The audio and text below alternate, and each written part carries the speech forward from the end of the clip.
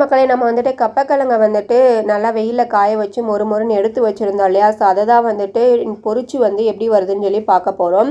So பார்த்தீங்க அப்படின்னா எண்ணெய் நல்லா காய வச்சுட்டு கொஞ்சம் கொஞ்சமாக வந்து போட்டு தேவையான அளவு வந்து எடுத்தாச்சு. ஸ்டார்டிங்கில் ஃபஸ்ட் டைம் போடும் பொழுது எண்ணெய் நல்லாவே காஞ்சிருச்சு. கொஞ்சம் வந்துட்டு எண்ணெய் காய ஸ்டார்ட் பண்ணும் பொழுதே வந்துட்டு போட்டிங்க அப்படின்னா அந்த கருகாமல் வந்துட்டு ஓரளவுக்கு எடுத்துடலாம் போல்.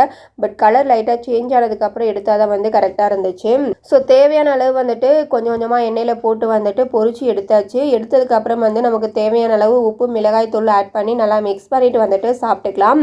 ஸோ இதில் என்ன ப்ராப்ளம்னு பார்த்தீங்க அப்படின்னா கப்பக்கிழங்கு நான் 2 வீடியோவில் காமிச்சிருந்தேன் இல்லையா, அது வந்து இன்னுமே வந்துட்டு அந்த தோலெல்லாம் ஒயிட் கலரில் இருந்துச்சு, முத்தலை. ஸோ அதனால் பார்த்தீங்க அப்படின்னா நமக்கு வந்துட்டு அந்த டேஸ்ட் வந்துட்டு ப்ராப்பர் டேஸ்ட் வரல அப்படின்னு சொல்லி தான் சொல்லணும். ஸோ திரும்ப கண்டிப்பாக வந்து நான் ட்ரை பண்ணி பார்ப்பேன். என்னோடய ஃபேவரட் தான் வந்துட்டு இந்த கப்பை சிப்ஸு. ஸோ திரும்ப வந்துட்டு ட்ரை பண்ணி பார்க்கணும் அப்படின்னு சொல்லி தான் இருக்கேன். இது போல் வீடியோஸ்க்கு சேனல் சப்ஸ்கிரைப் பண்ணி